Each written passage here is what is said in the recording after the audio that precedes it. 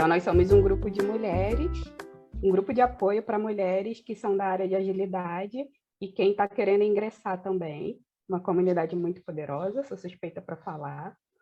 E a gente tem um propósito de fortalecer e ampliar essa comunidade feminina, né, nos papéis de agilidade, Scrum Master, Agile Coach, e conseguindo mais resultados. E a gente faz evento eventualmente. Agora a gente está fazendo de 2 em 2 meses, o próximo vai ser dia 19 de junho, e no evento a gente dá mais resultados, mais detalhes dos nossos propósitos e os valores, tal. Aqui, como o tempo é limitado, a gente vai falar rapidamente. E vocês fiquem à vontade para fazer as perguntas para as palestrantes, a Ceci Fernandes e a Samira Tavares, podem fazer aqui no chat. E a gente tem um board maravilhoso, que a gente vai colocar, a gente já colocou o link aqui no chat, mas vamos colocar de novo, ele é no Miro, e tem todas as informações para vocês. Tudo bem? Qualquer dúvida, podem falar com a gente.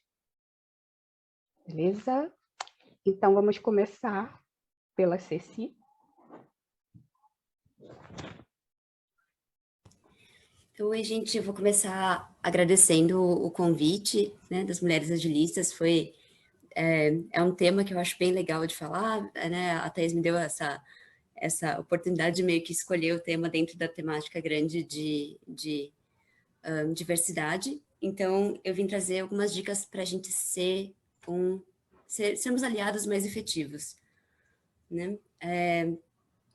Eu não sei se existe essa preocupação, mas a gente tem feito isso no Nubank, então eu vou começar assim, né?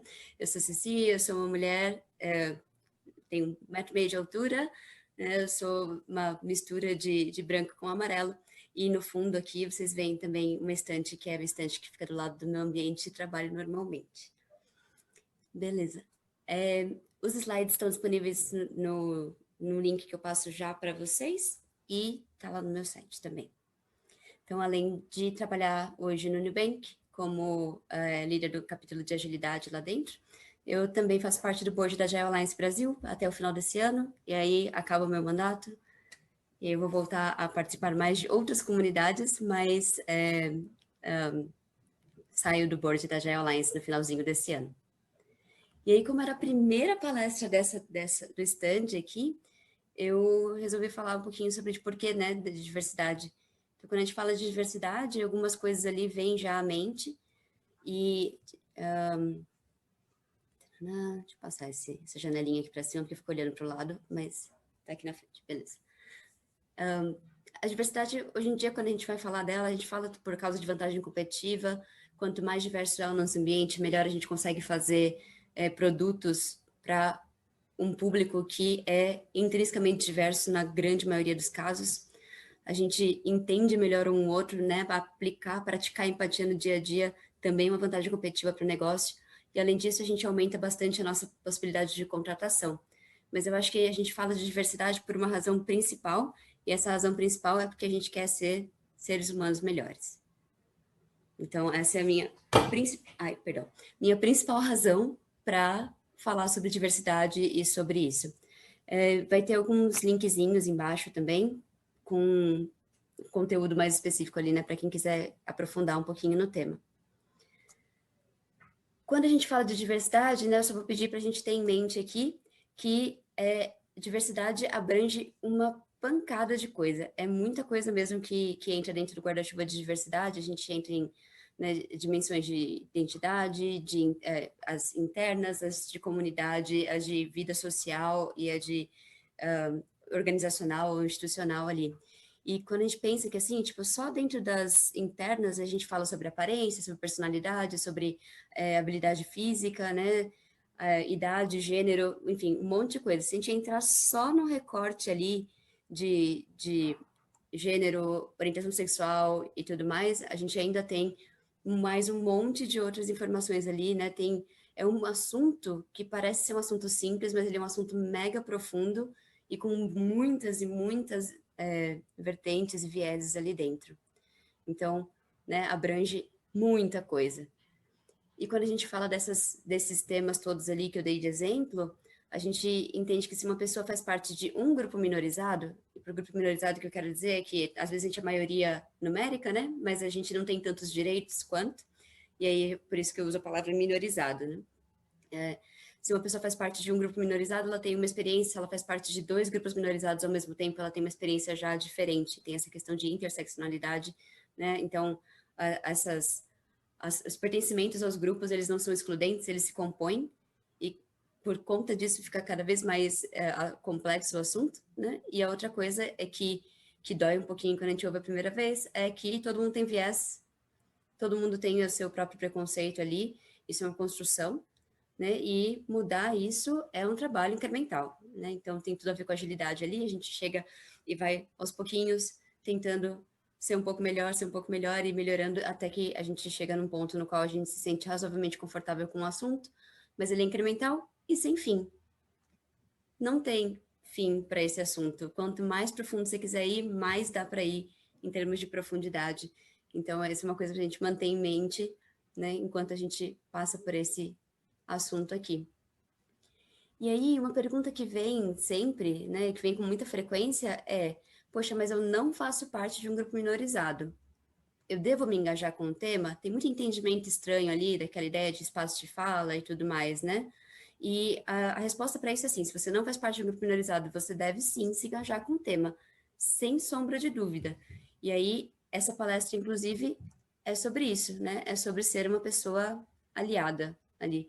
Como que eu posso ajudar pessoas que fazem parte de grupos minorizados né, balancear, ou melhor, como é que eu posso ajudar a sociedade a balancear essa questão que a gente tem com tantos e tantos grupos minorizados ali.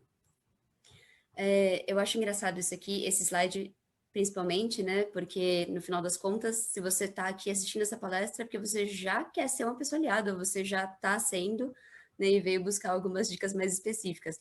Mas, de repente, é um slide que ajuda a chamar a atenção das pessoas que deveriam estar nessa palestra e não estão por alguma outra razão ali. Então, só para deixar claro, quero muito ser uma pessoa aliada, eu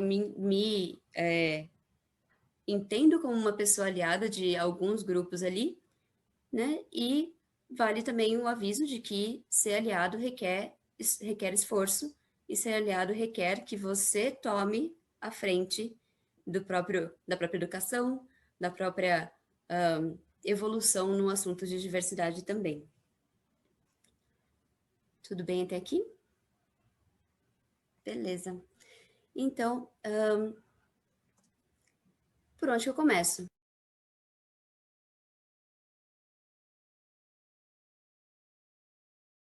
Ceci, acho que ficou mudo seu... Aí, pronto. Voltou? Voltou. Eita, que loucura. Bom, então, se eu quero começar, né, como é que eu começo? Começo pela esfera individual, quer dizer, como é que começa você melhorando a você mesmo antes de você tentar mudar o mundo ali, né? Pessoalmente, eu acho que toda vez que a gente muda um indivíduo, a gente muda o mundo. Então, se a gente mudar a nós mesmos, a gente acaba mudando o mundo também. Primeira coisa de tudo, se educa, né? E se educar é tratar o tema como uma prioridade, escolhe uma dimensão de diversidade, não tenta pegar todas de uma vez, assim, falar, vou aprender tudo sobre tudo, né? Como a gente falou, é um trabalho sem fim já, e vá atrás de informação a respeito. E aí eu queria dar alguns exemplos, porque outra coisa que me falaram bastante ali, conforme eu estava perguntando para algumas pessoas para montar essa sessão, era, tá, mas eu vou atrás de informação e tem um monte de informação e eu não sei como é que eu filtro, como é que eu acho ali. Então, vou dar um exemplo, que é o exemplo de gênero.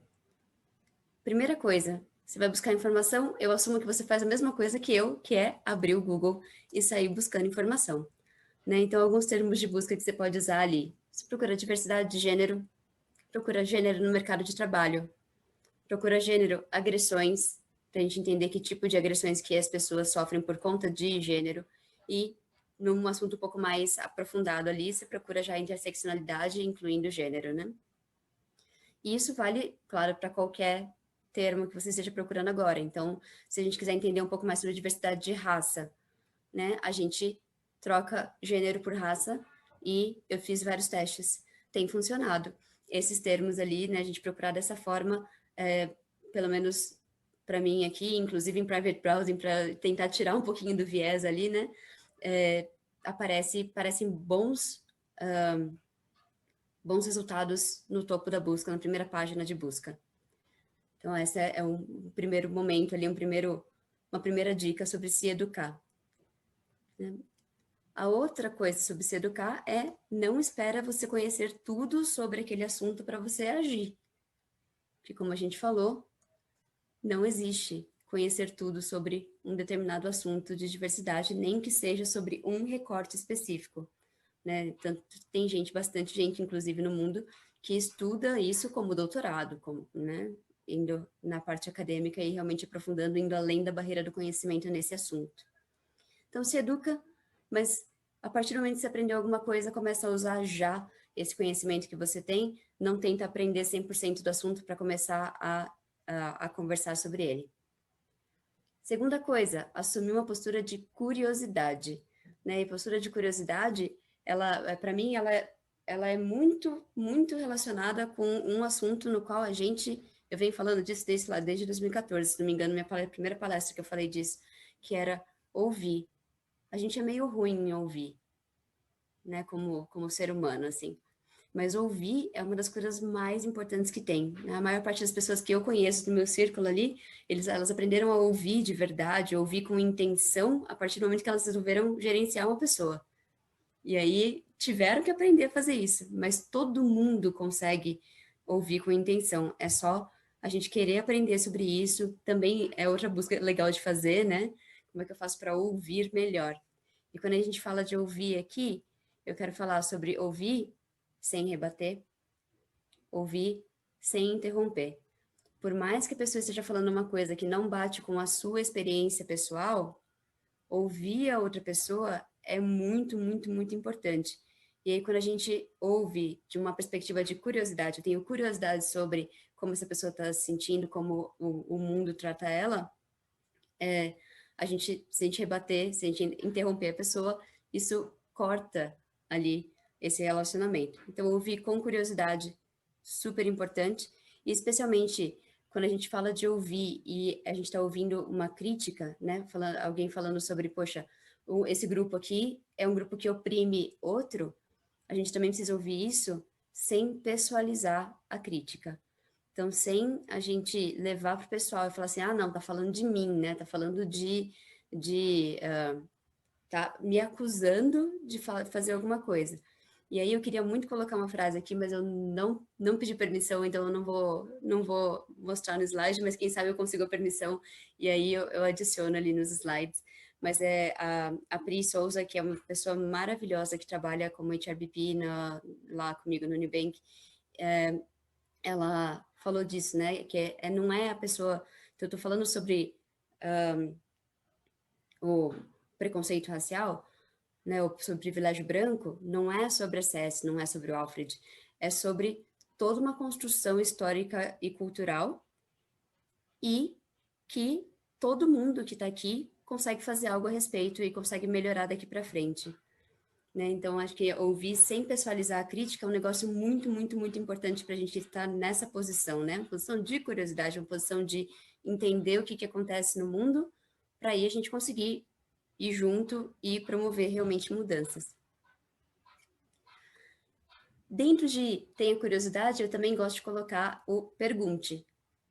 Né? Então, uma vez que você já se educou, isso é muito importante. Se educa primeiro, começa por ali, não faça perguntas bestas, né? Mas começa ali, tipo, aprender um pouquinho, beleza. Você tem alguma pessoa que trabalha com você, uma pessoa do seu círculo de convivência, que faz parte de algum grupo minorizado que você tá estudando e tudo mais, pergunta para a pessoa, e aí, como é que o mundo te trata diferente? Né? Como é que eu te ajudo no dia a dia? Como é que eu identifico ali, sei lá, isso aqui me parece que é uma agressão. É uma agressão mesmo? Você sente assim? Né? Porque, além de tudo, não há pessoa que faz parte do grupo minorizado, ela continua sendo um indivíduo. Então, pessoas diferentes também têm opiniões diferentes a respeito das coisas, é bem interessante de ver. Mas, ainda assim, quando eu falo de perguntar, antes de tudo ali, uma dica de uma outra amiga minha muito fantástica, que é a Mel Deraldo, é, antes de sair perguntando um monte de coisa, interrogando a pessoa, pergunta, você quer falar sobre esse tipo de assunto? Né? Que é uma forma muito mais respeitosa de falar disso. Por que a gente está dizendo isso? A gente está dizendo isso porque quando você pergunta, lembra sempre que não é função da pessoa para quem você está perguntando te educar sobre o tema ou sobre o grupo que ela faz parte. né? E que isso custa esforço, responder essa pergunta custa esforço dessa pessoa também. Então, uma coisa que a gente vê muito ali dentro de mercado de trabalho, né? Ah, eu quero aumentar o número de mulheres em TI. Ótimo. E aí, a gente quer fazer um processo seletivo no qual as mulheres que a gente está tentando contratar sejam entrevistadas, inclusive, por mulheres, né? Se não exclusivamente, pelo menos, inclusive, por mulheres. E aí, se a gente for pensar no assunto, se hoje a gente tem, sei lá, 15% de pessoas no nosso trabalho que são mulheres, essas mulheres estão tendo que fazer muito mais entrevistas do que os homens que estão lá, se a gente quer fazer isso, se a gente quer receber bem as mulheres candidatas nesse trabalho. Então, isso custa esforço, é um esforço que ela podia, sei lá, se ela for engenheira, ela podia estar codando, ela podia estar se aprofundando tecnicamente, mas ela está colocando nesse assunto. Então, lembra que mesmo falar sobre o assunto custa esforço da pessoa, e aí por isso se educar é muito, muito, muito importante, porque a gente precisa começar se educando para não desperdiçar o tempo das pessoas ali, realmente conversar sobre assuntos com profundidade, ou conversar sobre o que é a percepção daquela pessoa, qual é a opinião daquela pessoa sobre o tema, e aí sim vira uma conversa que é saudável. Né? Mais uma. Né? Então, outra coisa que você pode fazer como aliado, criar espaço. Então, como assim criar espaço, né? E aí, eu falei também com a Bia Pereira, agilista que trabalha comigo, e aí ela falou um pouquinho sobre isso. Né? Ela falou assim, criar espaço é engraçado, porque parece que o espaço é meu e eu estou dando para outra pessoa, né? Quando eu estou como aliada. Mas não é bem isso, né? É criar um ambiente no qual todo mundo consegue dar ideia, é criar a pauta, abrir a pauta para todo mundo conversar e, especialmente, vamos falar de algum assunto técnico, prestar atenção, né? Para dar espaço para todas as pessoas que estão ali e não só para aquela meia dúzia de pessoas que sempre são as pessoas que falam e sempre são as pessoas que estão ali no spotlight. Então, cria espaço. Como é que faz isso? Presta atenção em quem deu a ideia. Então, essa é uma das coisas mais gritantes quando você fala enfim, quando você pergunta ali, né, usando a outra coisa, ou você se educa a respeito do tema, muitas vezes as ideias são apropriadas por pessoas que já fazem parte de grupos que são maioria ali, ou que tem a maioria de direitos. Então, você presta atenção para quem deu a ideia, às vezes a pessoa falou baixinho e ninguém mais ouviu, mas se você ouviu, né, pensa nisso, estão repetindo que alguma pessoa já disse, essa pessoa faz parte de um grupo minorizado, a gente precisa amplificar a voz dessa pessoa, cria esse espaço. Né? Então, assim, beleza, então eu acho que essa é uma pessoa boa para trazer a perspectiva, quero ouvir a perspectiva dessa pessoa aqui, porque ela já me deu uma ideia parecida com essa no passado. Outra coisa, dá oportunidade de fala. Né? Então, às vezes ali, eu passo muito por isso, eu tenho, sei lá, gosto de falar em público. Então, muitas vezes eu consigo pegar o espaço para mim. Mas às vezes eu posso usar isso, pegar o espaço para mim, para dar esse espaço para uma pessoa que tem mais dificuldade do que eu de ir lá e tomar um espaço de fala, né? Então, dê oportunidade de fala, né? Olha em volta, fala assim, todo mundo que podia agregar a esse assunto que a gente está falando aqui, pôde falar? Teve sua chance de falar? Se não teve e você consegue pegar a fala para você, pega a fala para você, redireciona para as pessoas que não tiveram a chance de falar, mas que poderiam agregar ali. Né? Isso o pessoal chama isso de emprestar influência, né? A gente empresta o nosso poder, empresta a nossa influência ali. E a outra coisa é amplificar as vozes minorizadas, né? Destacar as boas ideias das pessoas, trazer... Então, se a pessoa falou baixinho ou se ela não está afim, sabe? A gente está num dia que a gente passou por 50 mil agressões ali até aquele momento, e fala assim, eu nem quero entrar nesse assunto. Tipo, não quero, né, eu ir lá e me expor de novo. De repente, vale a pena você falar ali, falar assim, beleza, eu vou, né, me corrija se eu estiver errado, mas eu entendi que essa pessoa aqui, sensacional, deu uma ideia muito boa, que foi essa daqui, nananana. Né? Então, isso, dessa forma, a gente está amplificando a voz e está também emprestando um pouco da influência, do poder que a gente tenha naquele grupo. Beleza. Então, na esfera individual, né, a gente fala disso. Mas, a gente, dependendo da posição que você tem na sua organização, na empresa onde você trabalha, você consegue amplificar isso também na organização. Né? E aí, como é que, assim, poxa vida, mas trabalhei o individual, agora eu quero levar isso de uma forma um pouco mais sistêmica. Como é que eu levo de uma forma mais sistêmica? Então, usa o seu poder para inclusão. Então, percebe, né? Olha em volta, olha a sua posição ali na cadeia, né? Meu Deus, falhou no org chart, na organização ali, e usa o que você pode para inclusão. Alguns exemplos disso, tenho 2 exemplos disso para dar para vocês. A primeira é a gente ter acordos explícitos. Então, acordos explícitos sobre o que é aceitável e o que não é aceitável nesse ambiente. Isso aqui, gente, eu acho que é ridiculamente importante, porque acordos explícitos são o que permitem, o que dão força ali para a gente poder cobrar as pessoas que estão violando esses acordos. Então, um exemplo disso é, a gente está no SG Rio, né, e tem um código de conduta, né? Na Agile Brasil do ano passado, tinha um código de conduta, né? Tem, nos eventos de agilidade no geral, tem código de conduta. Isso aqui é só um exemplo que a gente usa, mas eu estou trazendo ele porque a Thaís me pediu, inclusive, para trazer esse exemplo. Então, ano passado, por exemplo, a gente estava num Open Space ali na Agile Brasil, e uma pessoa ali fez um comentário infeliz a respeito de mulheres, juntando mulheres com maquiagem, com, tipo, que de repente a pessoa não quer abrir a câmera, podia dar maquiagem para ela se sentir melhor para abrir a câmera. E é o tipo de coisa que eu tenho certeza absoluta que a pessoa não fez isso de um lugar ruim do coração dela, mas faltou ela se educar, faltou ela, enfim, conviver e entender que provavelmente não é esse o problema que as pessoas estão passando, né? Mas tinha um código de conduta. E quando tem um código de conduta e a gente conhece ele, fica muito fácil de falar assim, olha só, que foi o que eu fiz ali na hora, né? Isso que você falou agora não é aceitável pelo nosso código de conduta, e eu vou pedir para você que você pare ali, né? E não continue esse assunto, a gente vai voltar aqui para uma outra temática dentro do mesmo Open Space. Então, é muito mais fácil fazer isso porque eu conheço o código de conduta, porque eu sei o que é aceitável e o que não é. Quando a gente não tem acordos explícitos, fica muito mais difícil de qualquer pessoa ir lá e tomar essa posição. Porque aí a gente não sabe o que é aceitável e o que não é, né? A gente não sabe o que pode ali, o que esse grupo especificamente acha que é normal ou não acha que é normal. Então, acordos explícitos sobre comportamentos esperados, super importante, e faz sentido se você conseguir levar isso para a sua organização, para a sua empresa como um todo ali, melhor ainda. Né? A gente fala também sobre, sei lá, políticas de contratação. É um acordo explícito também. Assim, a gente vai contratar e toda vez que a gente fizer uma lista ali de, sei lá, 3 candidatos finalistas, a gente quer ter pelo menos uma pessoa que seja mulher e pelo menos uma pessoa que seja negra. Beleza, pode ser um acordo explícito que você coloca na organização.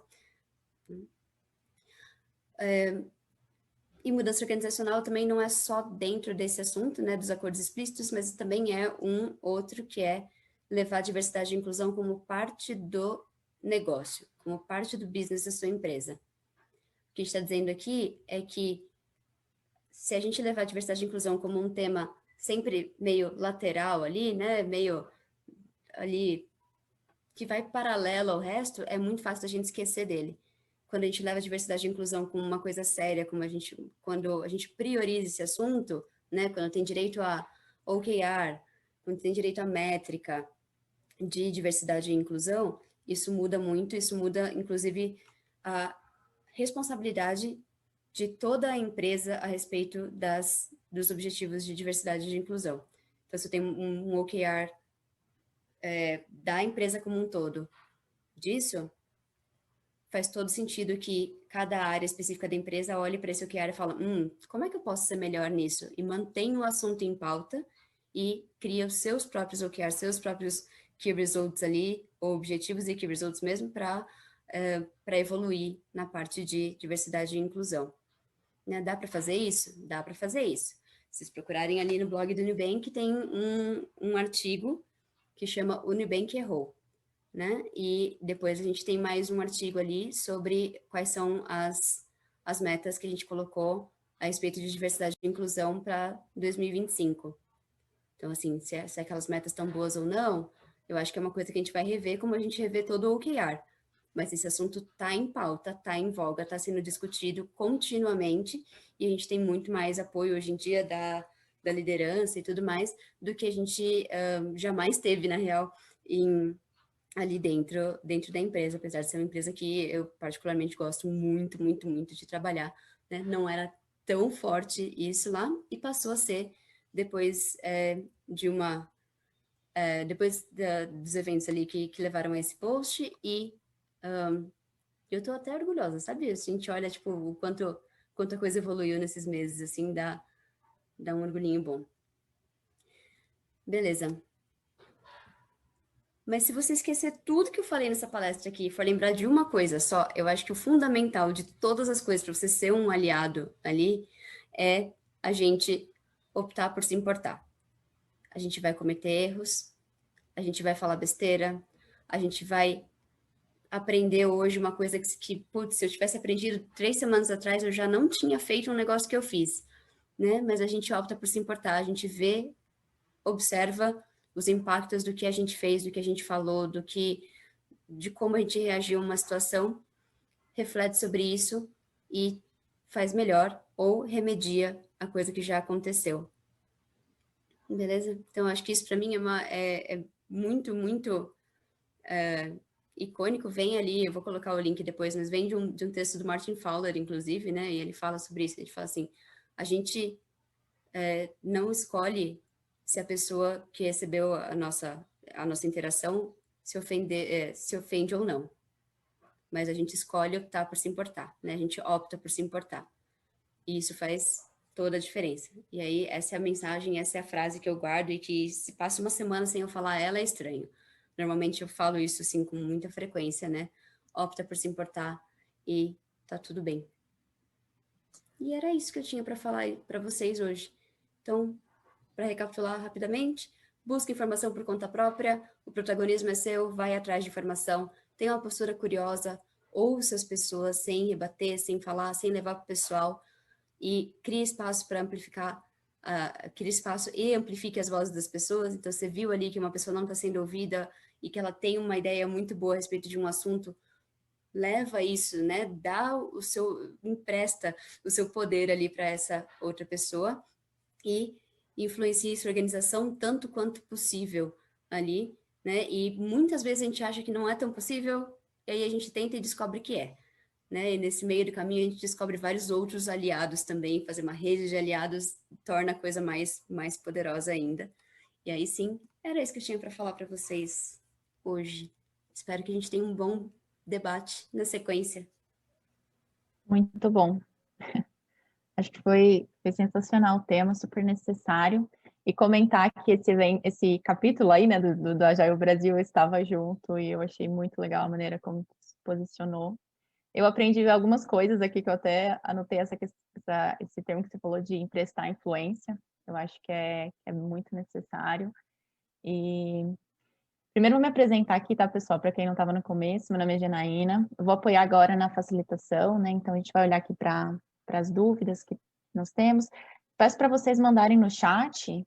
Aí a gente vai vendo aqui, tem uma planilha que a gente está organizando das dúvidas. Eu tenho uma também que eu quero trazer depois. Vamos começar por uma que já está aqui, ó. Bora lá. Essas dicas sobre criar o espaço podem ser mal recebidas? Tipo, por que você está me ajudando? Acha que eu não consigo ter meu espaço por conta própria? Qual que é a tua percepção, Ceci? Eu acho que isso entra ali no pergunte, sabe? Ou como é que eu posso te ajudar no dia a dia? É uma pergunta bem importante para a gente fazer. E quando a gente não faz ela, a gente pode estar sem querer ali tomando o espaço da pessoa em vez de criar espaço para ela, né? Então, a interpretação sobre quando a gente está tomando espaço, quando a gente está criando espaço, também é uma via de duas mãos ali. E aí a gente entender isso dessa forma, né? Então, olhar para a criação de espaço como para essa pessoa faz sentido eu ter esse tipo de atitude, é muito bom. Tem várias pessoas que eu conheço, né? Eu inclusive, né?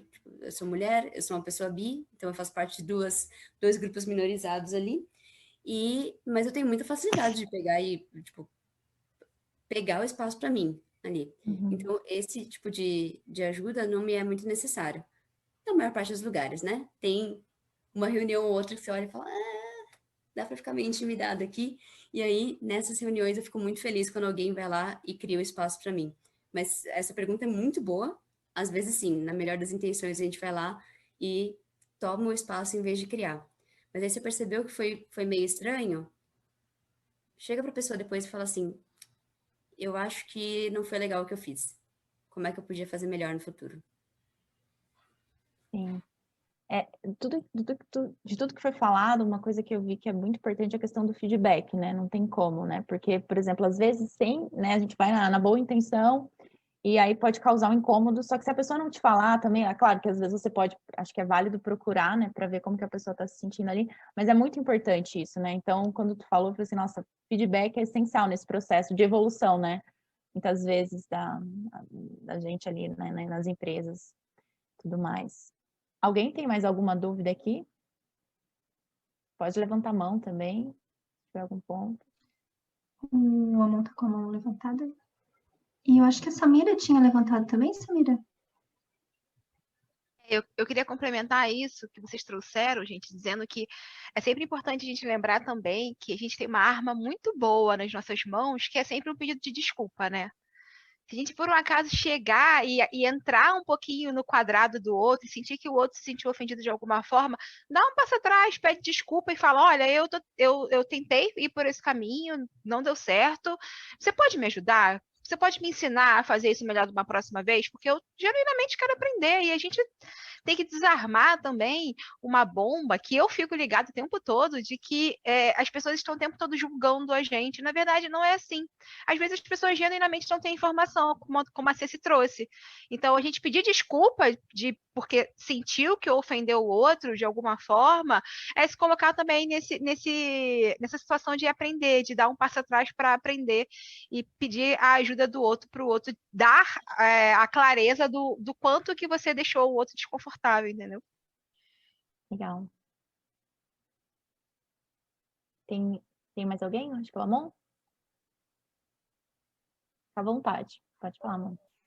Eu estava pensando aqui a pergunta sobre ser mal recebido, eu que fiz, e aí estava tentando imaginar a situação e entender como que como que eu poderia agir ou como que poderia ser mal entendido. Eu acho que se de repente a gente vai querendo ajudar, porque tem a visão de que aquela pessoa é inferior, se a gente de repente vai com esse viés, com esse preconceito, a gente vai acabar querendo ajudar um pobrezinho, um coitadinho, né? E daí talvez vai transparecer isso e talvez aí a pessoa vai perceber que, peraí, como assim? Você acha que eu não tenho capacidade ou algo assim, né?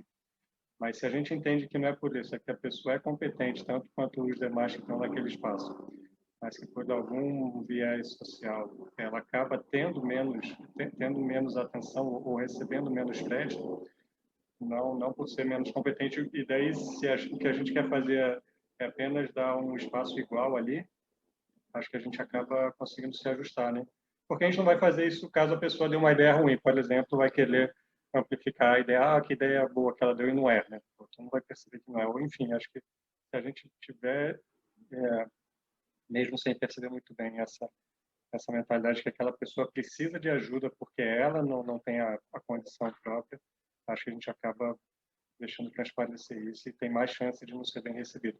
Já se a gente tiver muito claro que não, que a pessoa é tão capaz quanto os demais e a gente vai apenas querer ajudar ali a equilibrar um pouco um desfavorecimento, aí talvez a gente tenha mais chance de agir corretamente. Mas também gostei muito das ideias que vocês deram aí, né? De perguntar e até pedir desculpa depois.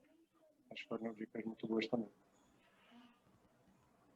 Eu acho que sim e não, amor. Tem situações ali, né? Então, por exemplo, às vezes, já aconteceu comigo, inclusive, de eu chegar e falar assim, não, mas eu acho que essa pessoa aqui tem tipo, né, tem uma boa...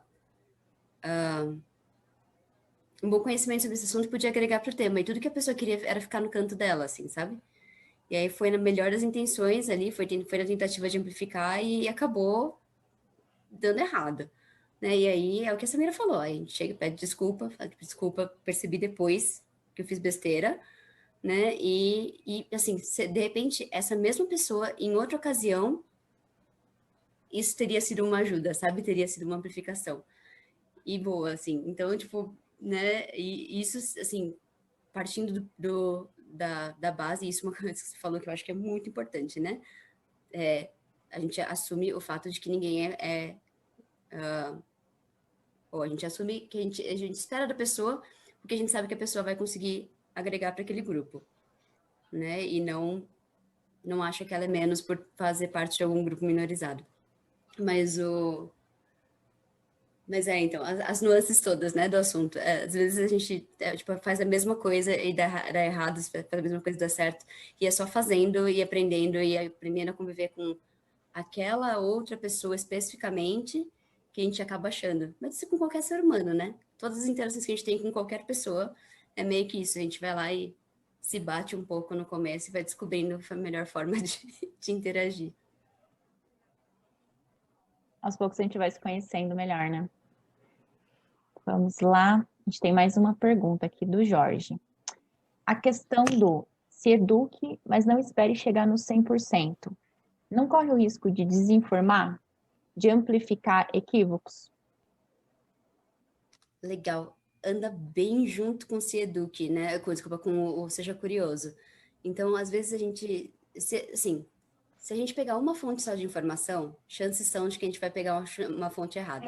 A gente lê alguns textos sobre o mesmo assunto, a gente consegue começar a achar ali o que é o mais provável de ser o entendimento geral da população com relação àquele assunto, assim, né, das pessoas. Então, assim, não parar no primeiro texto, mega importante nessa questão de não se desinformar. E aí vale a pena também perguntar para as pessoas depois, né? Tipo, eu li esse texto, eu li aquele texto, eles discordam nesse assunto, né? Tipo, o que vocês acham a respeito disso? Então, isso ajuda bastante. Muito cuidado com li um artigo e estou falando para o resto do mundo aqui, a gente olha em volta, infelizmente, né, no nosso cenário político e sabe o que acontece quando as pessoas fazem isso, né? Então, sair da própria bolha, ali, dar uma lida em vários textos diferentes ajuda bastante e não falar como se fosse com propriedade, né, sobre uma coisa que não é nossa vivência. Então, por exemplo, eu não posso falar com propriedade de uma vivência de uma pessoa que é negra, mas eu posso me informar a esse respeito, né? E eu posso abrir o espaço, abrir essa conversa ali com pessoas. Então, né? Não falar com propriedade, eu acho que é isso, né? Não falar com propriedade de coisas que não são da nossa propriedade mesmo. Legal, não assumir que é verdade, né? Porque as coisas, enfim, mudam muito. A gente tem mais uma dúvida aqui, a Vânia que mandou. E quando a pessoa é bem resistente com as suas dores? Como que a gente faz nesse caso? Você pode explicar um pouquinho melhor, Vânia? Então, pegando o contexto que você falou, e teve um episódio aqui que foi do Big Brother, né? Sou negra, não tem nenhum problema, graças a Deus eu nunca sofri racismo, pelo menos não que eu tenha percebido, assim. E a base familiar eu acho muito importante. E no episódio do Big Brother, que o Rodolfo falou do cabelo do João, eu percebi uma sinceridade dele. É um tema polêmico, assim, mas é só para contextualizar. Mas em nenhum momento ele aceitou as desculpas, assim, foi uma coisa polêmica, mas assim, um não entendeu o lado do outro, sabe? Por isso que eu falei ali, resistente nas suas dores.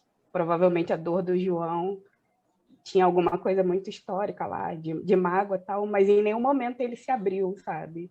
Aí o que você falou ali de se importar. Às vezes você se importa, mas a pessoa não quer que você se importe, e você está fazendo de tudo e a pessoa não se abre, sabe? Aí eu acho que é legal, que bom que você trouxe. Eu não assisti o Big Brother, então não sei o que aconteceu. Eu estou tentando me alienar de notícias, inclusive, porque estava triste a situação. Mas nessa questão, assim, eu acho que vale muito essa questão do indivíduo, né? Então, tem pessoas que são mais introspectivas, não deram essa liberdade pra gente, né? E aí, aquela pergunta ali que a Mel sugeriu para mim, né, é muito importante. É a primeira coisa, tipo, você quer falar sobre isso? que às vezes a pessoa não está pronta também, né, para falar sobre aquele assunto. Ou, tipo, talvez ela não ache importante, talvez ela não esteja pronta para falar sobre aquele assunto, ela não queira falar sobre aquele assunto comigo, especificamente. E boa, assim. Mas acho que porque uma pessoa não passou por aquilo, né, ou então porque uma pessoa não quis conversar sobre aquilo, não torna o assunto menos importante. E aí é meio que isso, né? Tipo, não desiste na primeira vez que a pessoa fala assim, ah, não, tipo, não acho que isso aconteça, né? Isso nunca aconteceu comigo. Eu não acho que isso aconteça, me dói um pouquinho na alma toda vez que rola. E quando eu escrevo isso, eu acho que eu escrevi isso pra Dani outro dia, inclusive. Né? Tipo, eu falei assim, tipo, não acho que aconteça. E aí eu escrevi, apaguei. Falei, não, peraí. Eu não vi acontecer. Ou então, nunca aconteceu comigo, né? Especificamente. Mas enfim, acho que entra na... Eu me perdi, gente. Entra na individualidade, né? Entra na parte de... Talvez aquela pessoa especificamente não vai falar sobre isso, não quer dizer que não seja um problema. É por isso que eu falei da criação, e cada um, obviamente, tem uma criação, aí entra naquele conflito que cada um puxa para o seu lado e não chega a um lugar nenhum, sabe? Alguém tem que baixar a guarda. Tem um ponto que eu vi na apresentação da Ceci que eu achei legal, que é a questão do esforço que tem para aquilo, né? Porque a pessoa não tem essa obrigação de ensinar, né? E eu concordo com a Vânia, porque tem algumas pessoas que, por exemplo, se tiver uma situação, né, parecida, a pessoa vai reagir de outra forma. Mas tem amigos meus que as pessoas já estão muito machucadas, então tem um histórico, assim. Então a pessoa, eu não quero passar por isso, eu vou ter que explicar, eu não tenho que ensinar as pessoas têm que olhar para o outro e saber que isso machuca, né? Então, às vezes, pode ser esse momento. Eu acho que vai muito do histórico de cada um, né? Talvez o caso dele, ele, sei lá, tenha um histórico, tá muito machucado, né? Passou por várias situações. E aí ele fica mais inflexível na hora de aceitar um pedido de desculpa. Eu imagino isso, tá? Não sei também. Eu dei exemplo de Big Brother, que foi nacional, mas acontece isso nas empresas também, né? Eu nunca presenciei, mas acontece, né? Não só de racismo, mas de machismo, enfim. Sim. E aproveitando até para fazer um paralelo, eu acho que vai muito de sentir confiante de que a pessoa está sendo verdadeira, né? De se importar com a pessoa.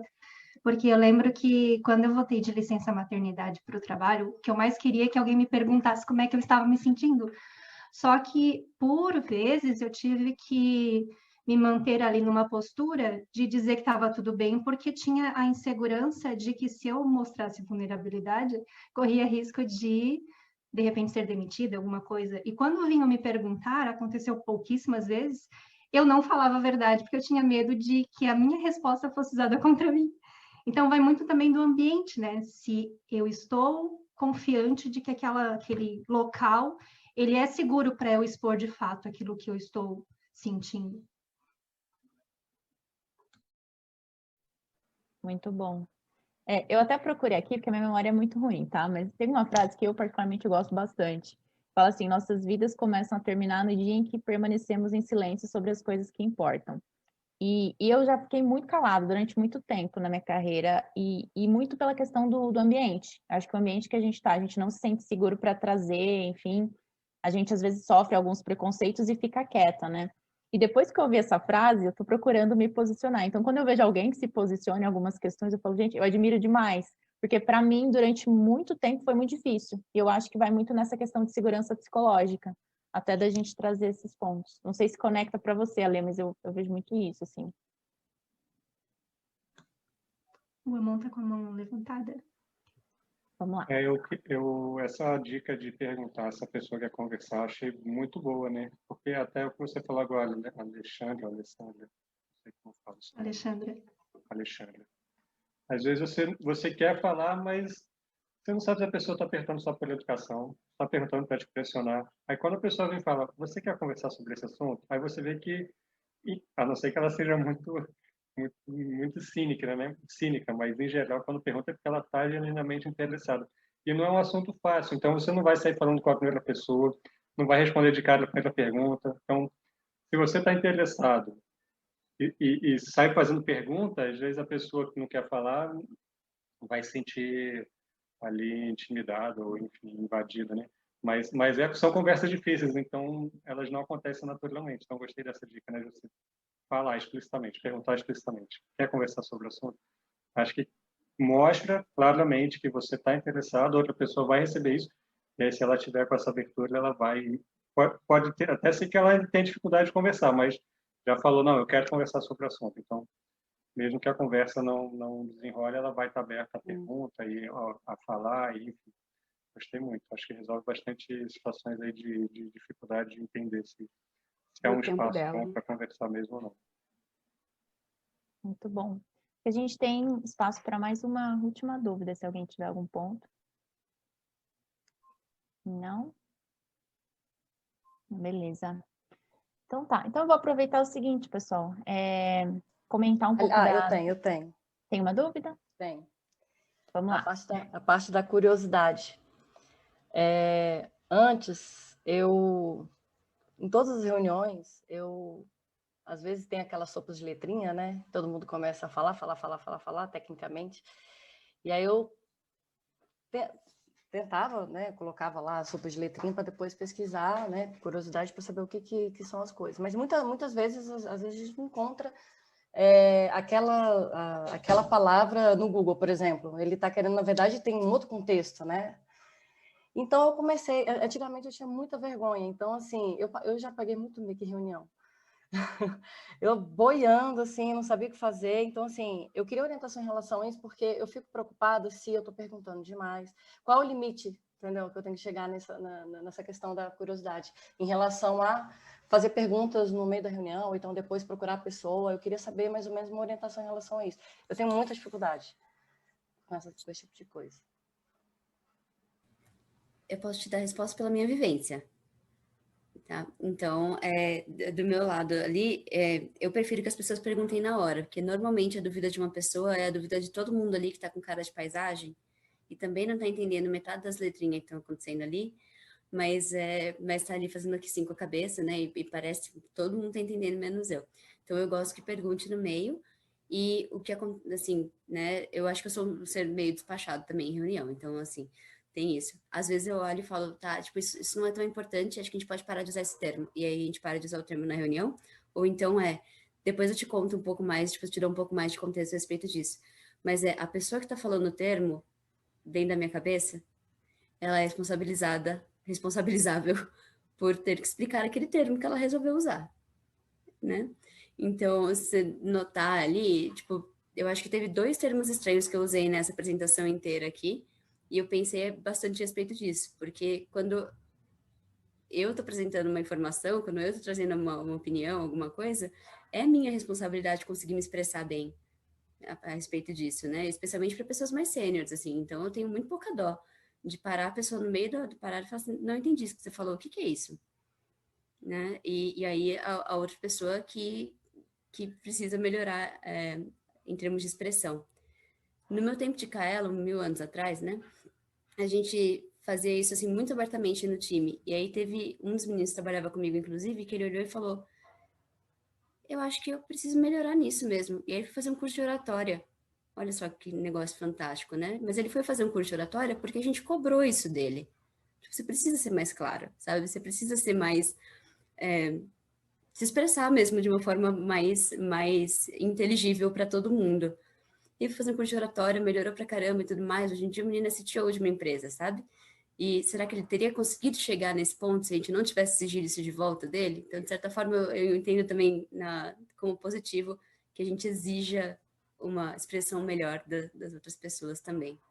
Então, assim, não teria vergonha, faria a pergunta, e aí, na repetição da pergunta, assim, tipo, a hora que a pessoa perceber que ela tá usando muitas e muitas vezes os termos estranhos, ela vai começar naturalmente, conscientemente ou não, a usar menos termos estranhos e ser mais claro na comunicação.